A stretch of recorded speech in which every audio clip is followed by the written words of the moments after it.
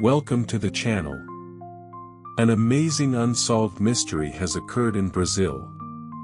In the evening of August 1966, on the slopes of Vintema Hill near bustling Rio de Janeiro, two passers-by made a chilling discovery. Among the tall grass lay the bodies of two men, neatly dressed in formal suits and raincoats. Their faces were hidden by strange lead masks, hand-cut from sheet metal. The scene was accompanied only by an empty bottle, two damp towels, and a notebook with a cryptic note. 1630, be at the location. 1830, ingest capsules. After the effect, protect metals. Await signal. Mask. What was it? A ritual? A mistake? Or a carefully planned encounter with the unknown? Investigators quickly identified the deceased as Manuel Pereira de Cruz and Miguel José Viana, electronics technicians from the small town of Campos dos Goitacazes. Friends, enthusiasts of the science of the spirit, members of a circle calling themselves spiritual scientists. According to acquaintances, they had long dreamed of contacting higher powers, possibly even extraterrestrials. But what led them to this hill? Why wear lead masks that offered no protection from rain and through which they could not see? Perhaps they served only one purpose: to shield their eyes from a bright, blinding light. And indeed, on the same night, witnesses reported a glowing, fiery orange sphere hovering above Vintema. A coincidence? Or evidence of a meeting with an otherworldly intelligence? However, there is a more prosaic theory. A few days before their deaths, the men had withdrawn a large sum of money from their account, which was never recovered. Perhaps they fell victim to a deception, forced to ingest poison capsules while their killers took the money. Yet the notebook itself, the mysterious instructions, and the masks remain a stumbling block for all explanations. Why protect metals? Why at the specified time? And what was the signal they were waiting for? There are still no answers. The story of the lead masks is a story of belief in the unknown, of people willing to risk everything for a mystery that may have proven fatal. Vintema Hill still keeps its silence. But if you climb to its summit, it seems the wind whispers that very secret, the secret of two men whose eyes are forever hidden behind lead masks. The 1960s. The world was changing faster than ever before. In the United States, people were preparing for the moon landing, in Europe, student protests were erupting, and in Latin America, revolutions were followed by dictatorships. Brazil, at this time, lived in contrasts. On one hand, there was industrialization, new factories, bustling cities, and railways. On the other hand, there was poverty, slums, and the destitute clinging to hope in a world where the rich grew richer and the poor were left behind. A special place in this picture was Rio de Janeiro, a city that seemed to embody everything at once: the glow of tropical sun and the shadow of criminal neighborhoods, the luxury of resort beaches and the harshness of the favelas. It drew tourists and dreamers, criminals, mystics, and adventurers alike. Just a few kilometers from Rio, across Guanabara Bay, lay the city of Niterói. Today, it is a lively urban center, but in the mid-20th century, it was a place where industrial slums coexisted with rare green hills. One of these hills, Vintema, became part of a legend that still both terrifies and fascinates seekers of the mysterious. For the locals, Vintema Hill was nothing extraordinary. Tall grass, tropical trees, slopes offering views of the bay. Shepherds grazed their cattle here, children flew kites, and lovers sought seclusion. Yet the hill had one peculiar trait: in the evenings, a strange, almost mystical silence always reigned. The wind seemed to muffle its own gusts, and the city's sounds faded into the dense greenery. It was in this silence, in August 1966, that an event occurred which shook all of Brazil. The evening was hot and humid one though winter by the calendar, the sun blazed as if on the equator. After days of rain, the clouds parted, and the city was bathed in a sticky haze. On the slopes of Vintema, a boy was playing. He ran through the tall grass, sending a paper kite soaring into the sky. His laughter carried far, and the wind lifted the kite ever higher. But suddenly, as he tugged on the string, the boy noticed a strange dark patch in the grass. It stood out from the familiar landscape. Approaching, he saw clothing. At first, he thought someone had discarded old suits. But as he leaned closer, his heart sank. There were people in the suits. Two men, motionless, their bodies already beginning to decompose under the sun. And the most horrifying thing, their faces. They were covered with strange homemade lead masks, roughly cut as if with metal shears. The masks covered only the eyes, had no straps, and seemed designed not for protection, but for some ritual. Terrified, the boy ran home, and soon the police climbed the hill. The scene that investigators encountered seemed ripped from a nightmare. Two men lay side by side, dressed neatly in suits and raincoats. Nearby were an empty water bottle and two damp towels.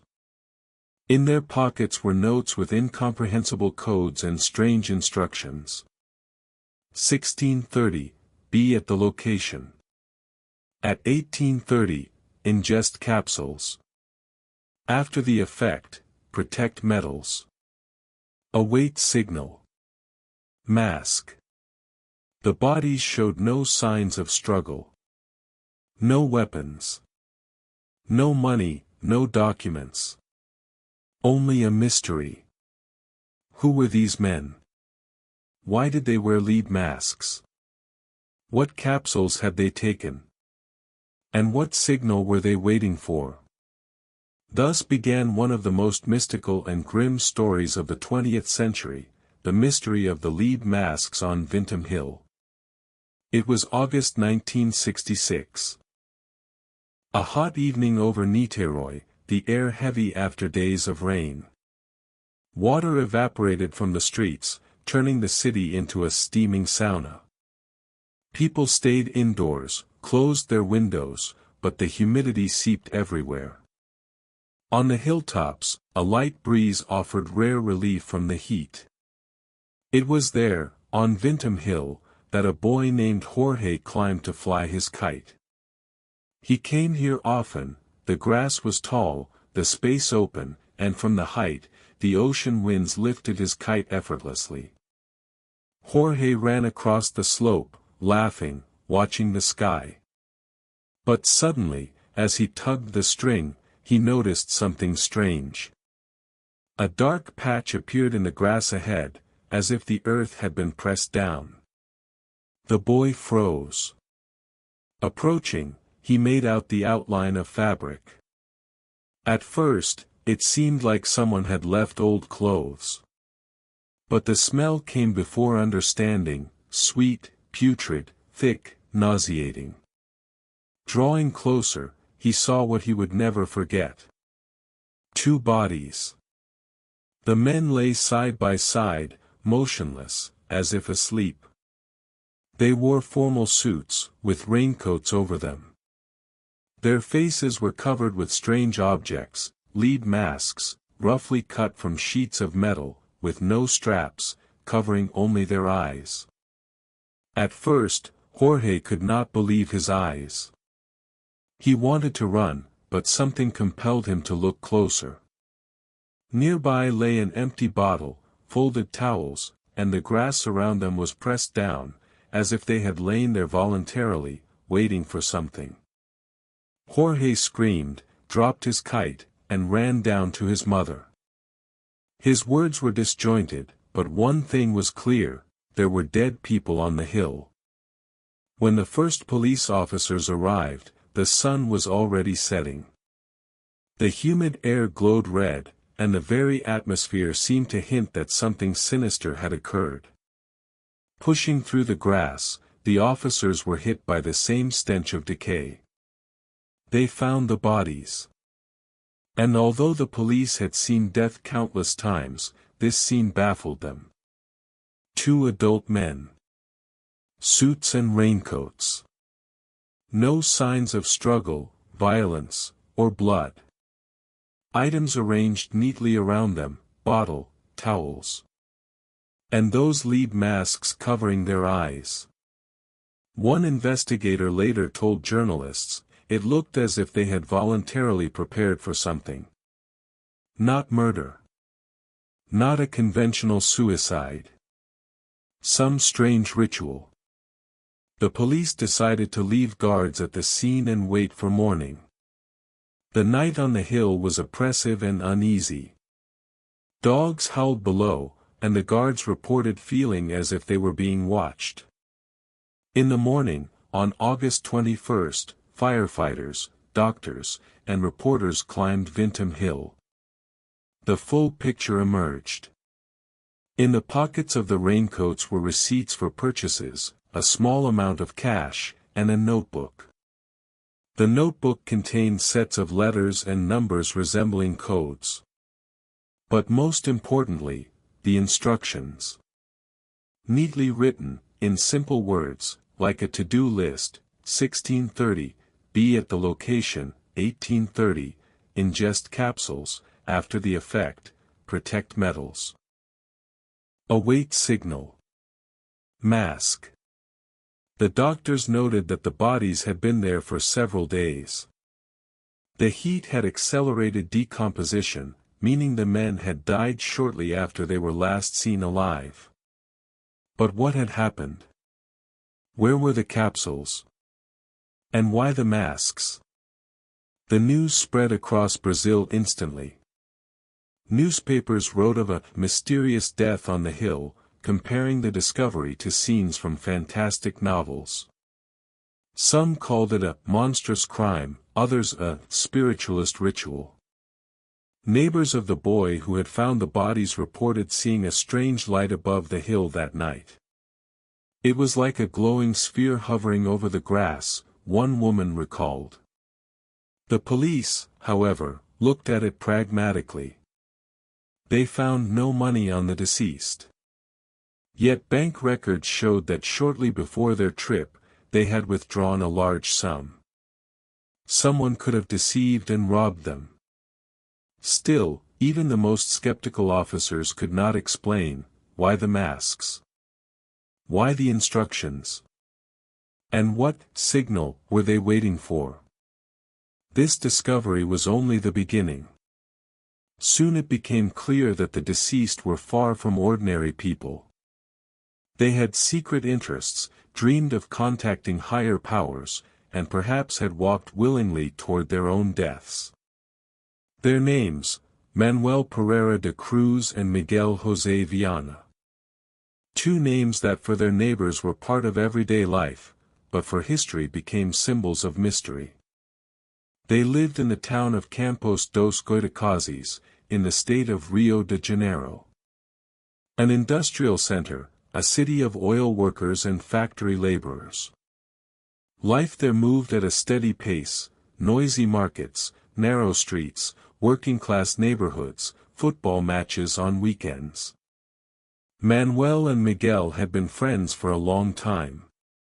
Both were electronics technicians, a respected trade in a time when being able to repair radios, televisions, and electrical appliances was highly valued. Polite, serious, and modest, no one could say a bad word about them. They had families, loved ones, a seemingly ordinary life.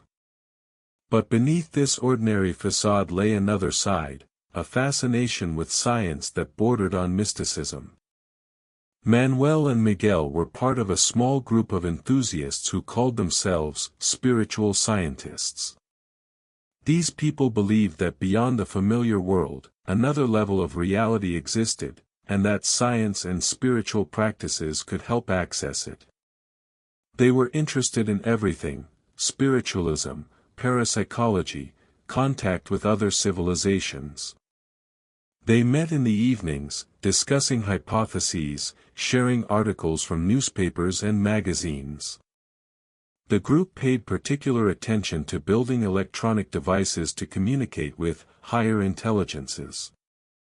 Some considered it a mad endeavor, but for them, it was akin to religion. They believed that through radio waves, electrical impulses, and special devices, it was possible to hear voices, perhaps spirits or even beings from other worlds. It was said that during one of their experiments, an explosion occurred. A faulty device assembly ended with a loud bang and a small fire. Neighbors recalled the house filling with acrid smoke, and miraculously, no one was hurt. After this incident, the group became more cautious. But Manuel and Miguel did not abandon their quest. They were obsessed. Some said their eyes burned with intensity when speaking of signals, as if they already knew contact was possible, they just had to prepare properly. Manuel was married. His wife later recalled that he told her he was going on a business trip, providing no details. Miguel was not alone either, he had a fiancée. Before leaving, he promised to return in a few days. In her memory, he seemed tense, as if carrying out an important mission. Both men took with them large sums of money, significant amounts for those times. They promised their loved ones they would return soon. Instead, their journey ended on Vintema Hill. One could say they were merely naive dreamers, believing in the possibility of contact with another intelligence. Yet there was method in their obsession. They prepared meticulously, discussed details, and wrote instructions. Witnesses from their group later claimed, yes, they were planning an important experiment. But what exactly it involved, no one knew. And when the bodies were found on the hill, many recalled, this could have been the execution of a long-standing plan. Masks, notes, waiting for a signal, it all looked like part of a carefully orchestrated scenario. The lives of these two men offered no hint that they would end up in the newspapers. They were ordinary citizens of 1960s Brazil. Yet they became the protagonists of one of the darkest and most incomprehensible mysteries of the 20th century. It was August 17, 1966. Morning in Campos dos Goitacazes began as usual, the market bustling, the smell of fresh bread, people rushing about their business. No one could have guessed that on this day, two local technicians would take a step that would forever immortalize their names in Brazilian mystique. Manuel Pereira de Cruz told his wife he was going on a business trip. Miguel José Viana assured his fiancée he would be away only a few days. They gathered their money, a considerable sum withdrawn from their accounts. Neither explained the purpose of the trip to their loved ones. Around noon, they boarded a bus to Niterói. The journey lasted several hours, passing through green fields, hills, sugarcane plantations, and small villages. Both men appeared focused, almost silent. Other passengers later recalled that they were not relaxed tourists, but people who seemed to know that an important trial awaited them. By evening, they arrived in Niterói. The city was alive, the streets noisy, trams clattering, lights sparkling in the harbor. First, they went to an electronics shop, buying a few small radio components. The shopkeeper remembered them as polite, yet clearly in a hurry. Next, they went to a clothing store and purchased 2 identical raincoats. The weather was dry, no rain was expected. Why they needed these coats remains a mystery to this day. At 9 p.m., they entered a small cafe on the outskirts. The waitress remembered them particularly well. 2 men in suits, clearly not locals, looked tense. They ordered only mineral water. No food, no alcohol. Miguel pulled a note from his pocket, checked the time, and glanced at his watch. His hands trembled slightly. The waitress later recalled. They looked as if they were waiting. Like people who know that in a few hours something very important is going to happen. They paid and left quickly. On the way to the hill, several other witnesses saw them. One local, a jeep driver, said he had given them a lift part of the way. The men asked to be dropped at the base of Vintema Hill. Their bags were light. They thanked him and walked up the hill. It was around 4 p.m. Later, a line in one of their notes was discovered, 16:30, be at the location. Coincidence? The subsequent events can only be reconstructed. They climbed the hill, spread out towels, and opened a bottle of water. Everything suggested they were waiting for someone, or something. At 6:30 p.m., according to their own notes, they were supposed to take capsules. But what were these capsules? Pills? Powder? Psychoactive substances? Poison? To this day, the answer remains unknown. Next, protect metals. Perhaps this referred to the lead from which the masks were made, or to other objects they intended to use in the experiment. The final instruction was the most enigmatic, await signal. Mask. A signal, from whom? From the heavens? From a device? From other participants who never appeared? From this moment on, everything is shrouded in mystery. At some point, their hearts stopped beating. The cause of death was never determined. The official autopsy yielded no clarity, the bodies had decomposed too quickly. One thing is certain, after that moment, no one ever saw them alive again. Only days later did the boy with the kite stumble upon their remains. The lead masks. This detail stunned the police, journalists, and anyone who heard the story. The masks were roughly cut from sheets of lead, the same material often used in radio engineering or for radiation protection. They didn't cover the face fully, only the eyes. They had no straps or fastenings, just 2 plates bent so they could be pressed against the face. Why? The simplest theory, they were a kind of goggles. Perhaps the men expected a flash of blinding light. Maybe they believed they would witness a phenomenon, supernatural or scientific, accompanied by a glow. And indeed, that night, residents of Niterói reported seeing a fiery sphere in the sky. Witnesses described it as a strange glow hovering over the hill. If Manuel and Miguel believed contact was possible, the masks could have been their protection against the light. But lead is a special metal. In alchemy, it symbolizes weight, darkness, and the transition to transformation. It is the metal of Saturn, associated with the mysteries of time and death. To cover one's eyes with lead is to voluntarily withdraw from the visible world, to shield vision from earthly reality, preparing to encounter another level of existence. For the spiritual scientists, the mask may have been more than a utilitarian object, it could have been a symbol of transition, a kind of key to contact the unseen. Some researchers believe the masks were made for radiation protection. In those years, radio technology, electrical impulses, and waves were considered almost magical, and people might have thought that contact with higher intelligences would be accompanied by radiation.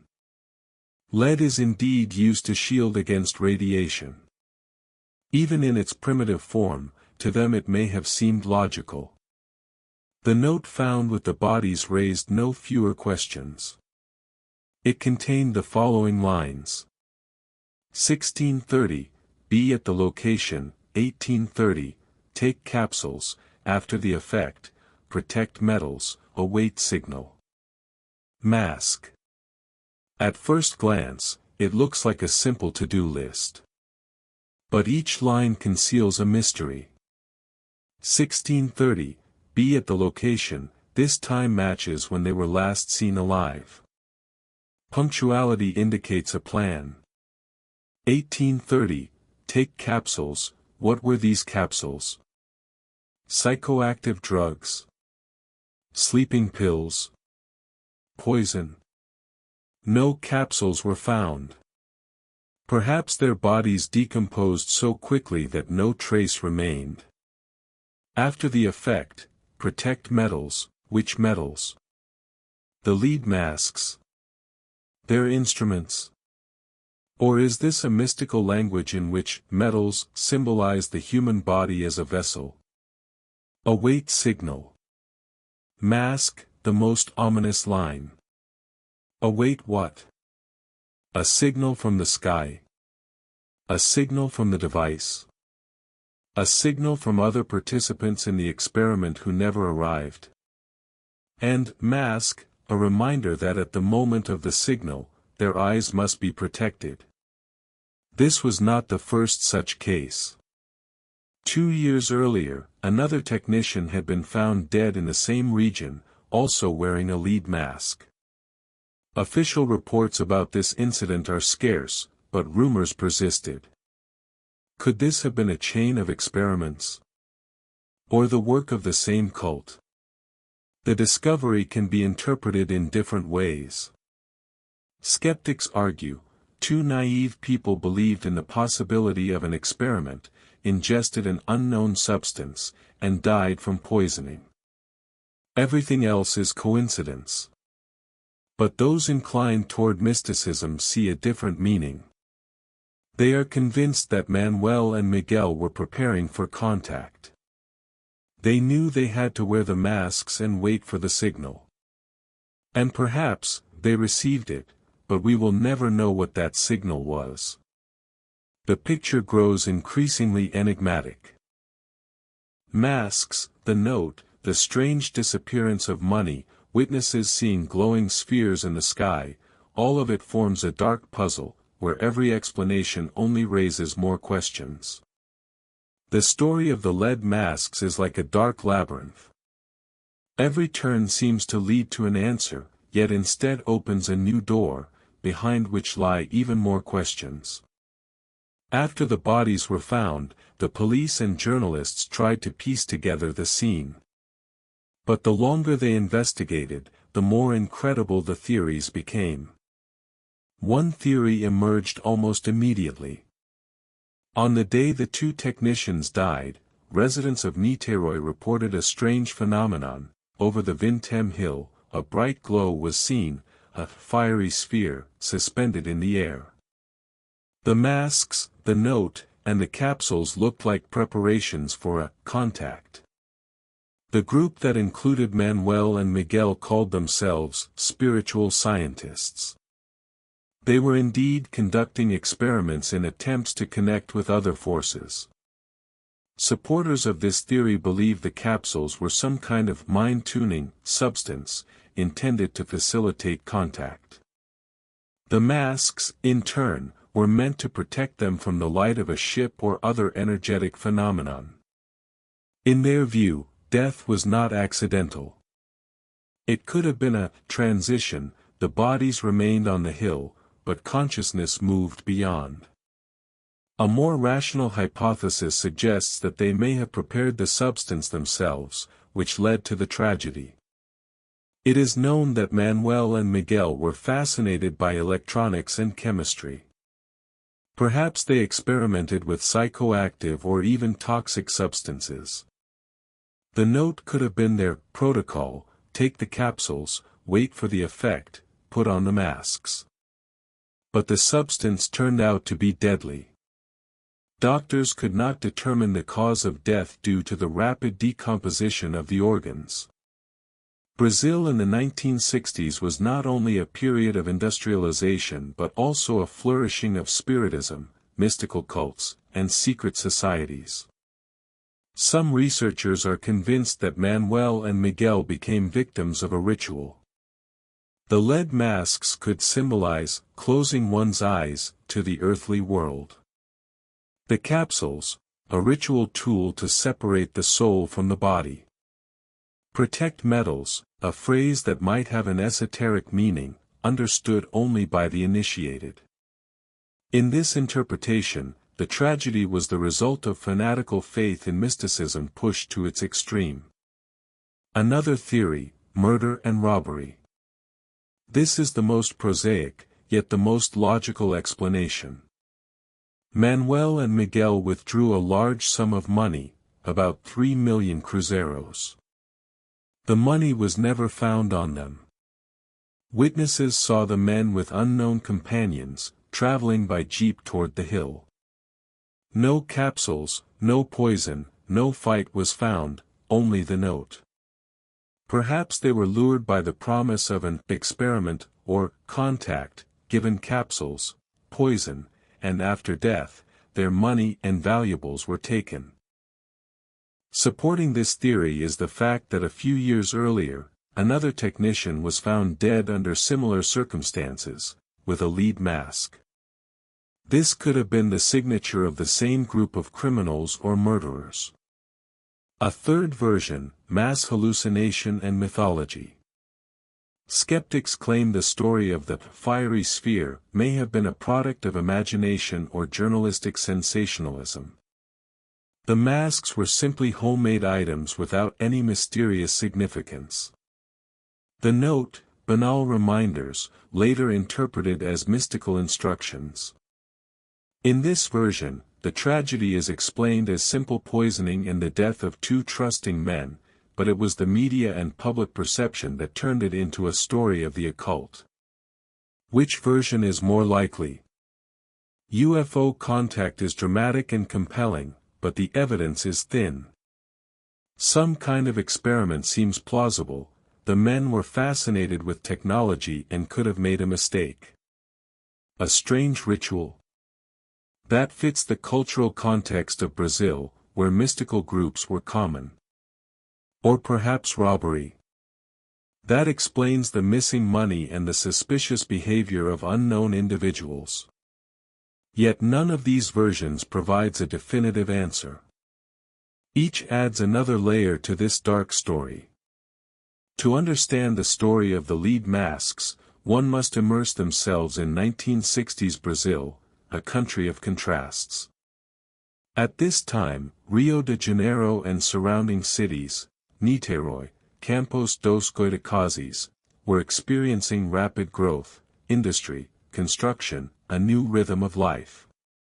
People pursued material prosperity, but beneath the surface existed deep cultural layers: spiritism, mystical cults, belief in the supernatural. The group to which Manuel and Miguel belonged called themselves spiritual scientists. They believed that science and spirituality were not contradictory but could together lead to higher truths. They experimented with radio devices, electronics, and chemicals, seeking ways to contact other civilizations or higher intelligences. To them, no boundary existed between the physical and the metaphysical. From this perspective, the masks, the note, and the capsules were both ritual and technological tools, blending science and mysticism. Lead was no ordinary metal. In alchemy and esotericism, it symbolizes heaviness, the earthly principle, transition from the material to the spiritual, and protection from unwanted influences, such as light or energy. The masks covered the eyes, as if shielding the human world from the other world. Perhaps for Manuel and Miguel, this was a ritual of preparation for revelation, a moment when consciousness was meant to separate from the body. Their notes may have been a code, understandable only to the initiated, those who knew what it meant to protect the metals, or what signal to wait for. In this way, the note connects everyday logic with esoteric meaning, creating an aura of mystique. Brazil has always been a country where the mystical coexists with the rational. Cities thrived with industry, yet deep within society, spiritism persisted. People believed that the spirits of the dead could communicate with the living. The appearance of unexplained phenomena was often interpreted through this lens. That is why the story of the two technicians found with lead masks could not go unnoticed. For contemporaries, this was not merely a death, it was a manifestation of mysticism and mystery woven into daily life. The story of Manuel and Miguel is an example of how science and belief can intertwine, creating dangerous but alluring scenarios. They were technically skilled, knowledgeable in electronics, yet they also believed in the supernatural. Their actions on Vintema Hill were a mix of experiment and ritual. The deaths of these two men became a symbol of the fragile boundary between reason and faith, where ordinary logic ceases to function. After the discovery of the bodies on Vintema Hill, the world of Niterói was shaken. The boy with the kite, who stumbled upon the remains, did not comprehend the scale of the event. He simply saw something strange in the grass and ran home. His parents called the police. When officers arrived, the hill already seemed a place not only of tragedy but also of mystery. Due to the hill's uneven terrain and the darkness, the bodies could not be examined immediately. On the morning of August 21st, police and firefighters returned. The scene: two bodies in suits, raincoats, lead masks, a water bottle, towels, with metallic objects, or protected metals, on them. The investigators' first thoughts: murder or accident. The bodies were sent for autopsy, but due to the coroner's workload, the examination was delayed by several weeks. By the time it occurred, the internal organs had decomposed, leaving the exact cause of death unknown. Officially, it was impossible to determine how Manuel and Miguel died. The police studied the instruction note, the lead masks, the capsules, which could not be identified, clothing, and personal items. A large sum of money withdrawn from their bank accounts was never recovered after the tragedy. Investigators attempted to reconstruct the men's last days, interviewing witnesses in Niterói, who saw them in the bar, who gave them a ride in a jeep, what purchases they made. Initial hypotheses suggested the men were lured to the hill, given capsules, possibly poison, and then robbed. Supporting evidence: the missing money, and the strange behavior of unknown individuals in the jeep. Another possibility: an accidental experiment. The technicians may have made a mistake with the substances they themselves consumed.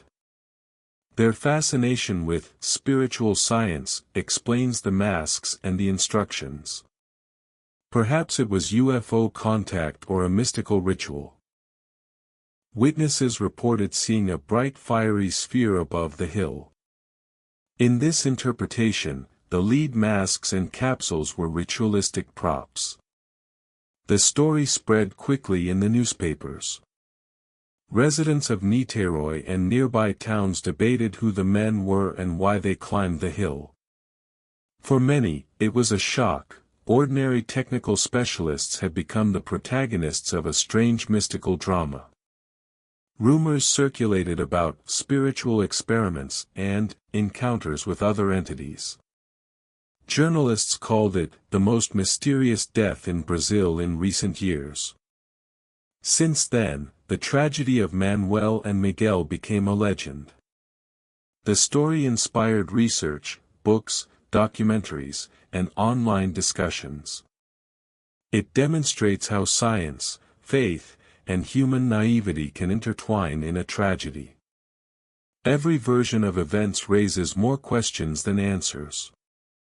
Witnesses also noted mystical elements and possible UFO sightings that night. The night of August 20, 1966, over Vintema Hill was unusual.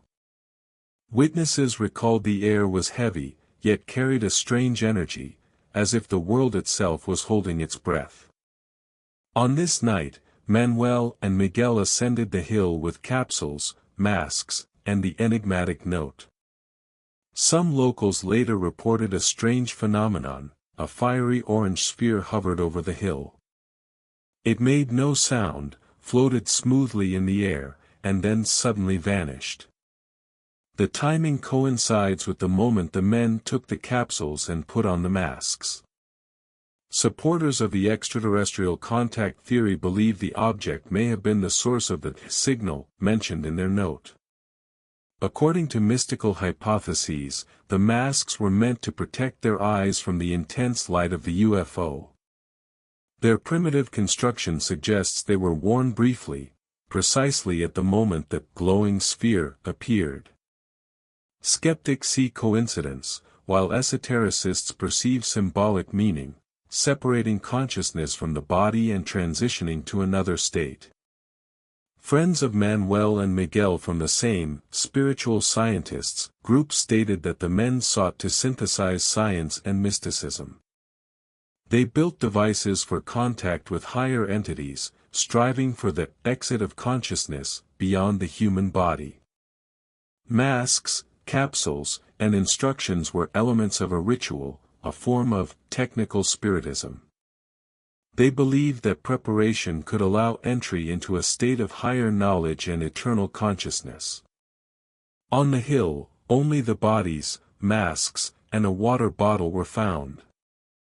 Money and personal belongings disappeared. The capsules were never identified. Every detail reinforces the sense of mystique and the unexplainable. Why leave masks? Where did the money go? What signal were the men waiting for? Was the fiery sphere a real UFO or a witness hallucination? Events on Vintema Hill quickly became legendary. Newspapers called it one of the most mysterious deaths of the decade. Journalists, researchers, and paranormal enthusiasts discussed possible contact with extraterrestrials. In Brazil's cultural context, this intensified interest in spiritism, mystical experiments, and unexplained phenomena. The case of Manuel and Miguel became a symbol of how human curiosity and belief can collide with the unknown, producing both tragedy and legend. Although mystical and extraterrestrial hypotheses captivate the imagination, many researchers argue that the Vintema Hill tragedy has a more prosaic explanation. One of the first points that attracted skeptics' attention was the disappearance of 3 million cruzeiros withdrawn by the men before their trip to Niterói. Skeptics argue this is a direct sign of a robbery. The missing money indicates that someone likely lured the men to the hill. This also explains their strange behavior in the bar. Miguel's nervousness could have been a reaction to the presence of third parties. No capsules were found on site. Perhaps the men had ingested them beforehand. They could have contained poison or a potent drug causing rapid death. A rational version: the capsules were part of a scam, promising a mystical experience or contact with higher powers. The lead masks, skeptics see them as symbolic or incidental items. Perhaps the men brought the masks themselves for the ritual or as an experimental element. Their shape and material indicate they were not intended for long wear and could not realistically protect from light or radiation. The men arrived in Niteroi, bought raincoats, and headed to the hill. The last sighting of them was in the company of other people, possibly involved in the staged experiment. The subsequent events, taking the capsules, putting on the masks, dying, were likely caused by poisoning or the effects of psychoactive substances. Why does the story remain a mystery? No one knows exactly what the capsules contained. The note remains only partially deciphered. The witness of the mystical fiery sphere was a single individual. The missing money and belongings were never recovered. These gaps fuel the legend, blending rational and mystical interpretations. The deaths of Manuel and Miguel on Vintema Hill in 1966 left an indelible mark not only on Niteroi but on all of Brazil. The story quickly transcended newspapers, becoming the legend of the lead masks. Brazilian writers and artists were inspired by the Vintema mystery. Stories of the lead masks became plots for mystical tales, novels, and comics. Artists depicted mystical scenes with masks and the fiery sphere, emphasizing the duality of science and magic. This story became a symbol of how mysticism and science can intertwine in the collective consciousness, creating a legend that endures for decades. It shows how a single strange event can unite science, belief, and mysticism, remaining an unsolved mystery for future generations. Manuel and Miguel were not just technicians and engineers, they were explorers of spirit and consciousness. They believed that science and mysticism did not contradict one another. Their spiritual scientists group tried to merge technology with esotericism.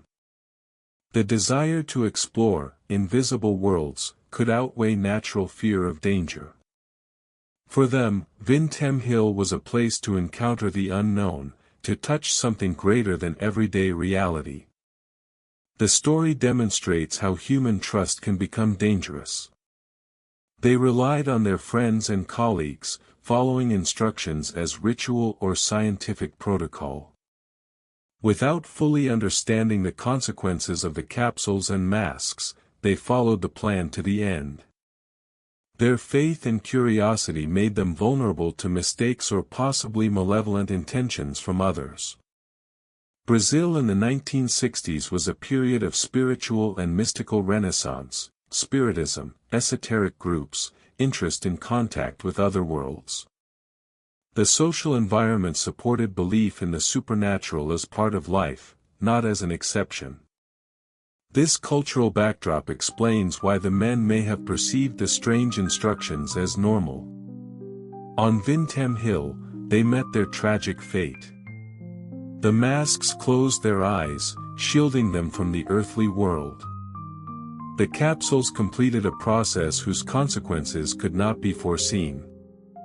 Their bodies remained in the grass of the hill, while their spirits live on in the legend. The story of the lead masks remains a bridge between science and mysticism, logic and faith, the rational and the inexplicable. Manuel and Miguel left this world, but their story continues to inspire researchers, writers, and lovers of the mystical, creating a legend without end.